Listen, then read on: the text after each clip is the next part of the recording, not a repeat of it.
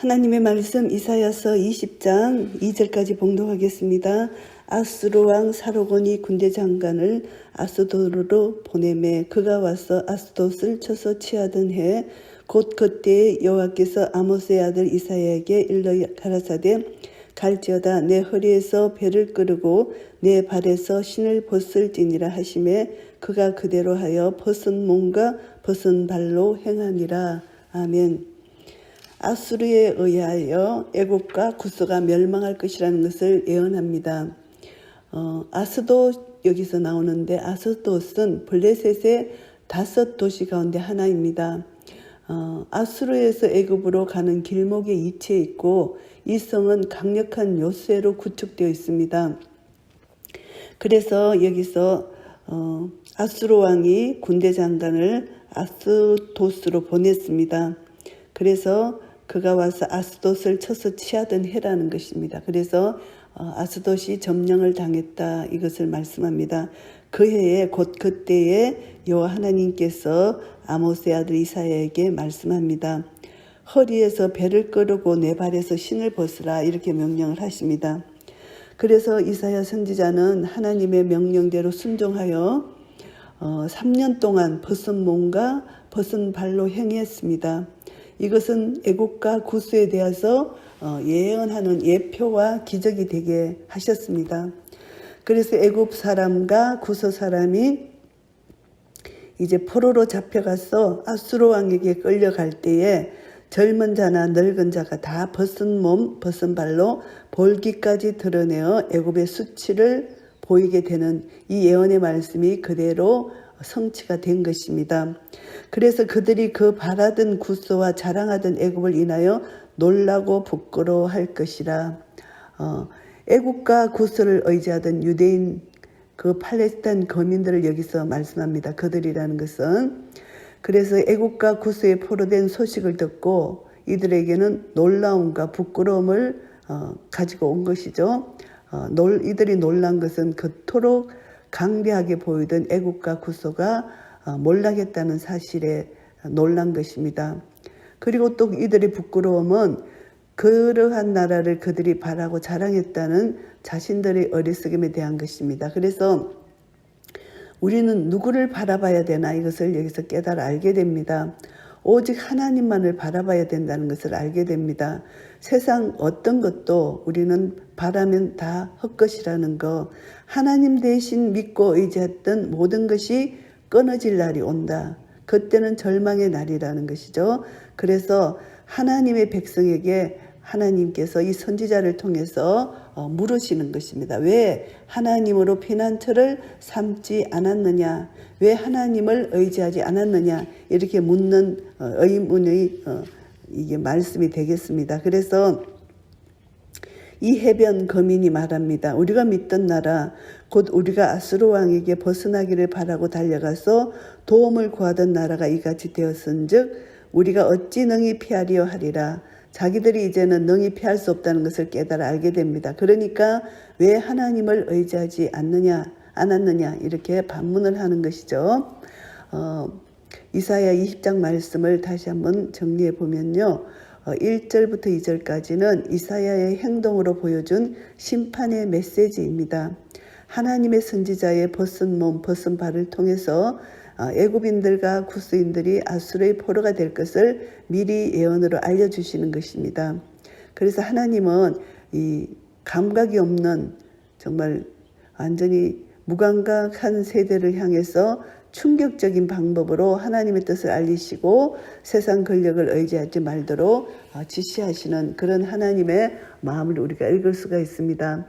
3절부터 4절 말씀은 상징적 행동을 보여준 선지자의 행동을 그대로 이어서 애굽과 구스가 이제 아수르에게 포로가 되어서 끌려갈 때 남녀노소를 불문하고 벗은 몸과 벗은 발로 수치를 엉덩이까지 드러내는 수치를 당하면서 끌려갔다는 것을 말씀합니다. 그래서 이 강하던 두 나라가 전쟁에서 아수르에게 패함으로 말미암아 살육당할 것까지 여기서 말씀하고 있는 것입니다. 그래서 이사야 선지자는 3년 동안 맨발로 계속 이렇게 생활함으로 이들에게 메시지를 전했다는 것입니다. 그래서 이것을 보면서 5절부터 6절 말씀은 애국과 구스에 대한 심판 예언이 이제 이것을 통해서 누가 부끄러움을 당하냐, 누가 수치를 당하나, 이들 애국과 구스뿐만이 아니라 유다와 그 일대 사람, 나라들, 에돔, 모압, 블레셋 이런 나라들이 아수르 왕의 침공으로 벗어나기 위해서 이들이 무기력한 애국과 구스를 의지했다는 것을 자기들이 부끄러워할 수밖에 없다는 것입니다. 그들은 아무리 이 땅에서 강한 나라 같아 보일지라도 그들의 참된 피난처, 보호자가 될 수 없다는 것을 깨달아 알게 됩니다. 그래서 유다왕 아하스는 아수르를 의지하다가 도리어 침공을 당하고 곤란을 겪은 사실이 있잖아요. 그래서 유다는 또다시 하나님보다 세상 세력을 의지하려고 했습니다. 그 결과는 수치와 부끄러움을 당하게 된 거죠. 그래서 이사야 선지자는 유다와 주변 나라가 애굽을 의지하지 말고 오직 하나님만 바라고 의지해야 된다는 것을 강조합니다. 그래서 애굽 백성이 포로로 잡혀가는 것을 주변 나라 백성들로 목독해 하심으로 애굽을 의지하던 주변 국가 친애굽파가 강력한 세력을 가지고 있던 유다를 경계하시고자 했던 것입니다. 그래서 선지자 에스겔도 마찬가지입니다. 이스라엘이 애굽을 의지하는 것에 대해서 예언을 했잖아요. 에스겔 29장에 보시면은 애굽은 본래 이스라엘 족속에게 갈대 지팡이라. 그들이 너를 손으로 잡은 적 내가 부러졌어 그들의 모든 어깨를 찢었고 그들이 너를 의지한 적 내가 부러졌어 그들의 모든 허리로 흔들리게 하였느니라. 결국은 여호와 하나님 외에는 인생을 의지하는 모든 것은 부러진 갈대 지팡이 같이 다 부러지고 쓸모없고 무기력해진다는 것 다시 한번 말씀해 주시는 것입니다. 그래서 오늘 본문을 통해서 우리는 아수르의 침략에 대비해서 애국과 구스를 의지하려던 해변의 그 많은 나라들, 유다 백성들, 이들의 어리석음을 다시 한번 깨닫게 됩니다. 아무리 강대국이었다고 해도 그 당시 애국과 구스는 결코 그것을 위기 상황을 극복할 수 없다. 그런 능력을 가지지 못했다. 하나님 손에 달렸다는 것입니다. 전쟁은 하나님께 달린 것이기 때문에 하나님이 그들을 심판하시기로 작정하시면 그들은 심판받을 수밖에 없다는 것이죠. 그래서 유다의 백성들에게도 눈에 보이는 세상 권력, 힘을 의지하지 말고 오직 하나님을 의지하라. 유다 백성들의 진정한 구원자는 오직 하나님 한 분밖에 없다는 것을 다시 한번 깨닫게 되고 하나님만을 의지해야 된다는 것을 말씀합니다.